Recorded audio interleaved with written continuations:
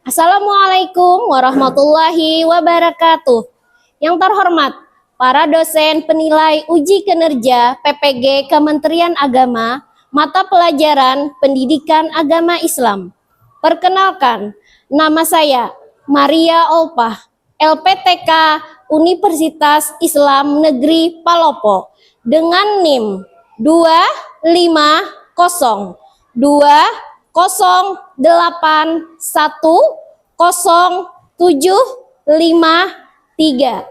Program studi pendidikan Al-Quran Hadis. Saya akan melakukan ujian kinerja DMTSN 11 Tabalong, Provinsi Kalimantan Selatan, pada mata pelajaran Al-Quran Hadis, tepatnya di kelas 7C, dengan topik Al-Quran dan Hadis sebagai pedoman hidup, dengan materi pengertian dan fungsi Al-Quran Hadis. Terima kasih.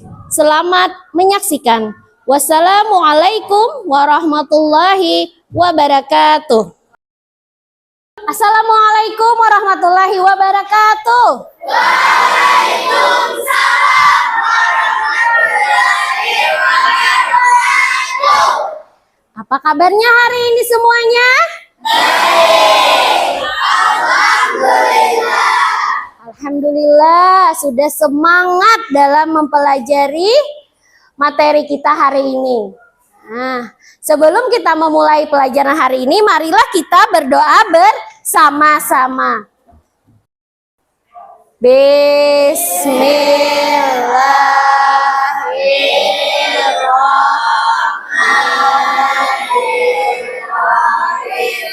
Raditu billahi wa bil islami dinan wa bil Muhammadin nabiyyan wa rasulan.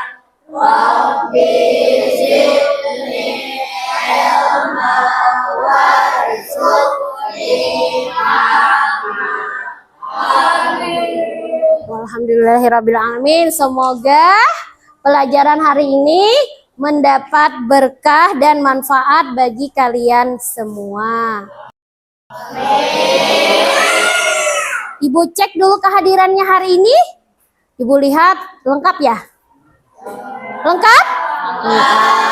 Alhamdulillah. Siap untuk belajar materi kita hari ini? Oke, sebelum kita memulai pelajaran, Ibu mau tanya dulu. Materi kita hari ini adalah tentang Al-Quran. Siapa yang tahu apa itu Al-Quran? Ya, Al-Quran adalah kalamullah. Siapa lagi yang tahu apa itu Al-Quran? Al-Quran adalah firman Allah. Pertemuan yang minggu lalu kita sudah sedikit membahas apa itu Al-Quran dan hadis. Sekarang Ibu mau tanya, apa yang dimaksud dengan hadis? Siapa yang bisa menjawab? Ayo. Silakan. Sabda Nabi atau perkataan Nabi. Nah, setelah kalian mengikuti pembelajaran kali ini, kalian bisa menerapkan Al-Quran dan hadis di kehidupan kalian sehari-hari. Nah, kemudian lagi, Ibu harapkan pada pembelajaran kali ini, kalian bisa meningkatkan kecintaan kalian kepada Al-Quran dan hadis. Dan juga membekali kalian dengan dalil-dalil yang terdapat di dalam Al-Quran dan hadis sebagai pedoman hidup. Kemudian lagi, tujuan yang kalian dapatkan dari pembelajaran ini adalah untuk meningkatkan kehusukan kalian dalam beribadah, terkhususnya sholat dan membaca ayat surah-surah pendek. Untuk memperdalam materi kita pada kali ini, mari kita mulai pembelajaran dengan materi kita Al-Quran dan hadis. Silahkan ambil buku LKS-nya dan buka buku LKS-nya di halaman 4. Baca sebentar. kita akan membahas apa itu pengertian Al-Quran. Jadi Al-Quran itu ada dua pengertian, menurut bahasa dan menurut istilah.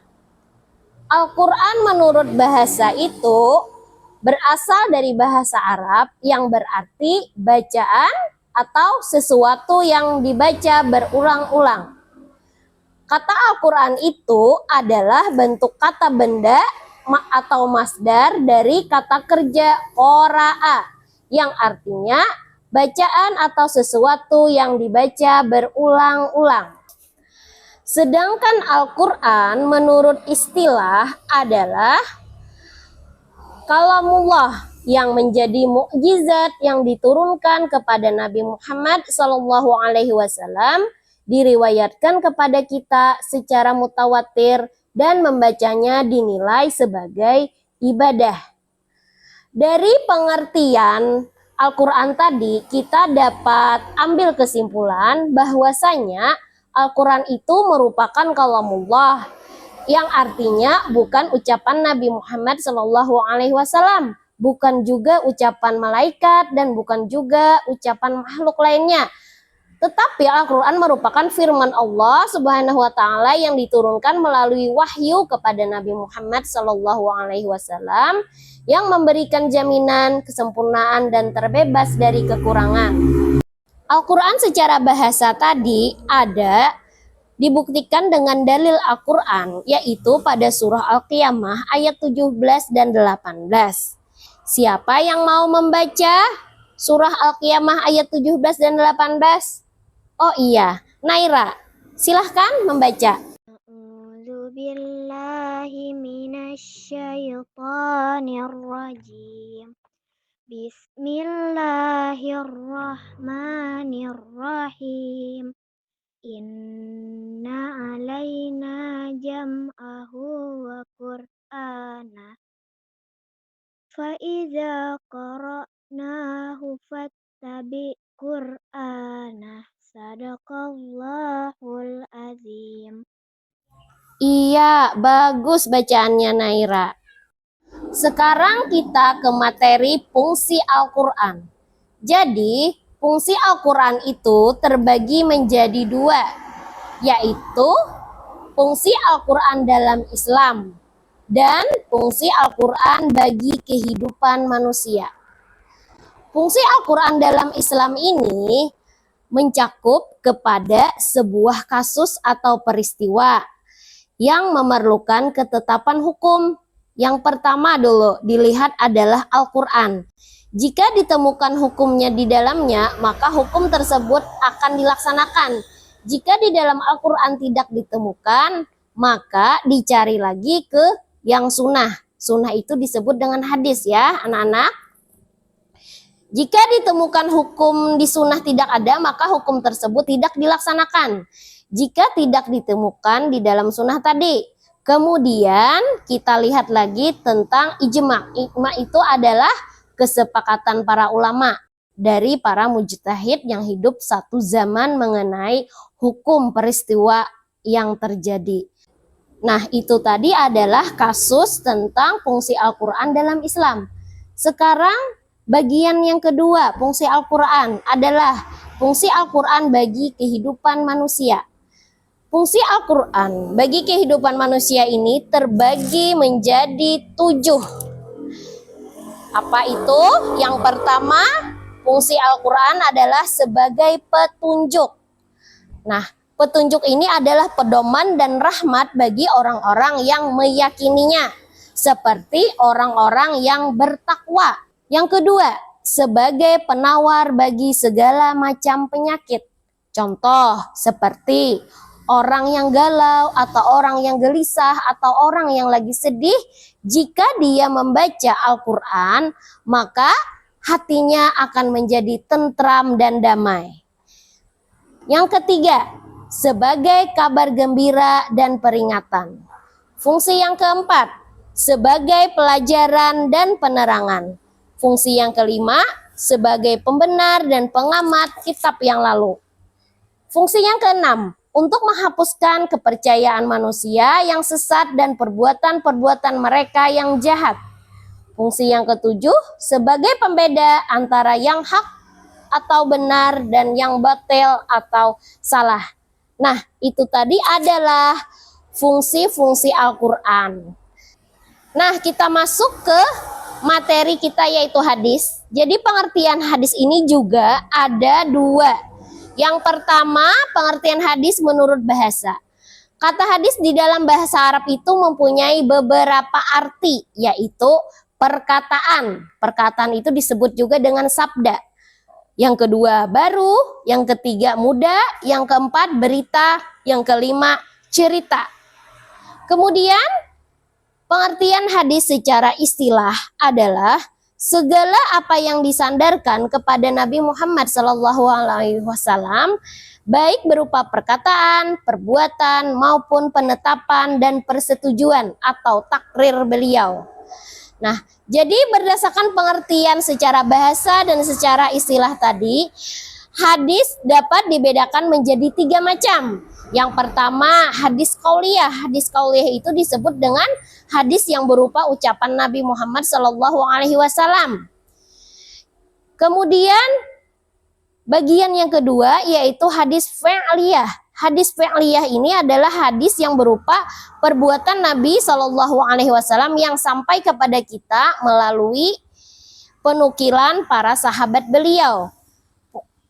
Pembagian yang ketiga, hadis takririyah, yaitu persetujuan atau ketetapan Nabi Muhammad terhadap perkataan atau perbuatan yang dilakukan oleh sahabat beliau.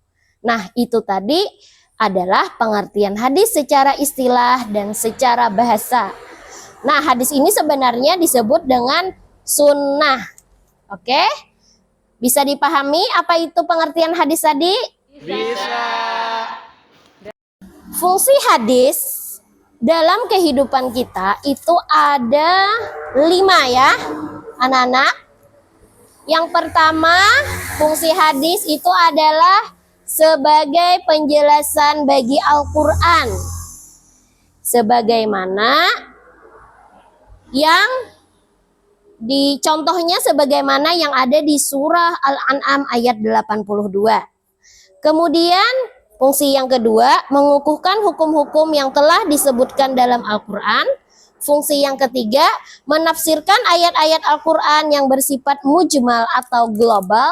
Fungsi yang keempat, membatasi keumuman Al-Quran. Fungsi kelima, menetapkan hukum yang belum disebutkan dalam Al-Quran. Nah, itu tadi adalah fungsi hadis dalam kehidupan kita sehari-hari. Bagaimana? Sudah paham?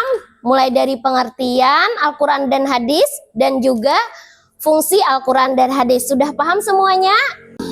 Kita lanjut ke tugas kelompok. Nah, ayo Ibu sudah bagi di sini, nanti Ibu bagi kertasnya di kelompok kalian masing-masing.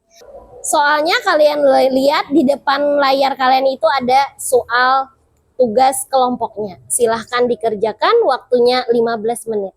Nah, apa sudah selesai semuanya tugasnya? Masing-masing kelompok untuk mempresentasikan hasil dari bagaimana kalian memfungsikan Al-Quran dan hadis yang paling kalian pahami tadi yang Ibu berikan. Udah siap semua? Siap. Oke, sekarang maju. Diawali dari kelompok 1 dulu. Assalamualaikum warahmatullahi wabarakatuh. Kami dari kelompok 1. Perkenalkan, nama saya Sayyidatul Zahra. Nama saya Hafizah. Nama saya Naila Azima. Kami ingin menjelaskan hasil soal yang kami pahami, yaitu fungsi Al-Quran yang kami pahami adalah maka hukum tersebut yang dilaksanakan jika di dalam Al-Quran tidak ditemukan, maka kemudian dicari di dalam sunnah. Jika ditemukan hukumnya di dalam sunnah, maka hukum tersebut yang dilaksanakan. Yang kedua, fungsi hadis yang kami pahami adalah sebagai penjelasan bagi Al-Quran, seperti contoh dalam surah Al-An'am ayat 82, yakni mengenai zalim. Rasulullah menjelaskan dengan hadis bahwa zalim itu perbuatan dosa. Terima kasih. Nah, bagi teman kelompoknya yang ingin bertanya, siapa? Iya, Assalamualaikum warahmatullahi wabarakatuh.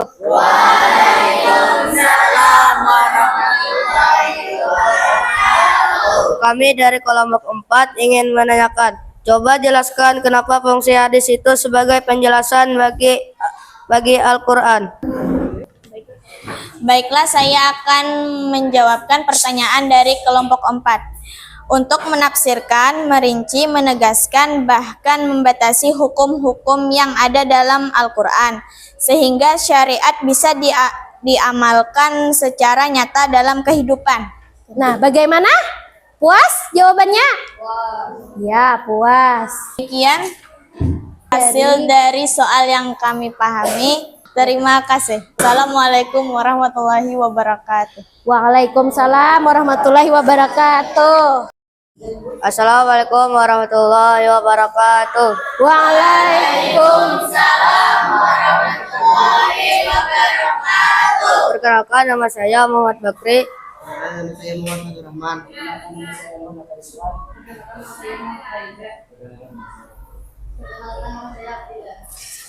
Dan kami ingin menjelaskan hasil soal yang kami pahami, yaitu 1. Fungsi Al-Quran dan hadis yang paling kami pahami. 1. Al-Quran membatasi keumuman Al-Quran. Contoh, dalam Al-Quran Allah mengharamkan bangkai darah sebagai mana terdapat pada surah Al-Maidah ayat 3.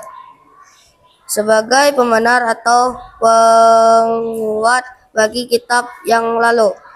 2. Al-Quran kitab yang benar dan pada kitab Taurat dan Injil. Hasil tugas dari kami. Assalamualaikum warahmatullahi wabarakatuh. Waalaikumsalam. Oke. Silahkan duduk kembali. Ya, tolong dikumpul hasil tugasnya semuanya. Setelah Ibu mencek hasil dari tugas kali ini, alhamdulillah ternyata kalian semua sudah memahami apa itu fungsi Al-Quran dan hadis dan juga pengertian Al-Quran dan hadis. Nah,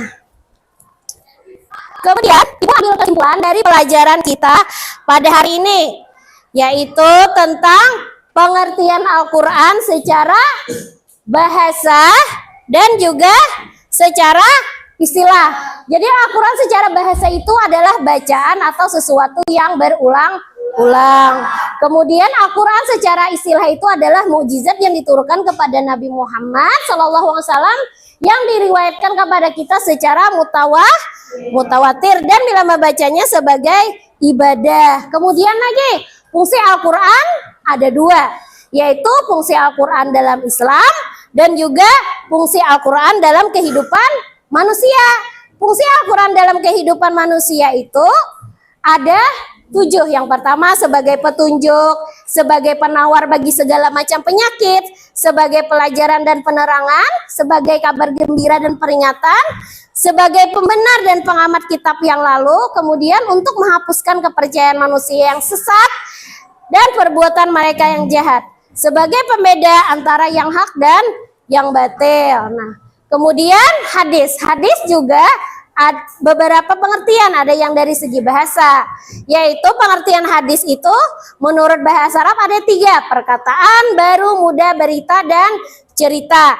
Sedangkan hadis secara istilah adalah segala apa yang disandarkan kepada Nabi Muhammad, baik berupa perkataan, perbuatan, ketetapan, dan persetujuan Allah. Kemudian fungsi hadis ada 5. Sebagai penjelas bagi Al-Quran, mengukuhkan hukum-hukum yang telah disebutkan dalam Al-Quran, menafsirkan ayat-ayat Al-Quran yang bersifat mujmal, dan yang keempat membatasi keumuman Al-Quran dan menetapkan hukum-hukum yang belum disebutkan dalam Al-Quran. Demikian materi dari Ibu kali ini, semoga dapat bermanfaat dan berkah bagi kalian semua. Sampai bertemu di pertemuan kita berikutnya. Assalamualaikum warahmatullahi wabarakatuh.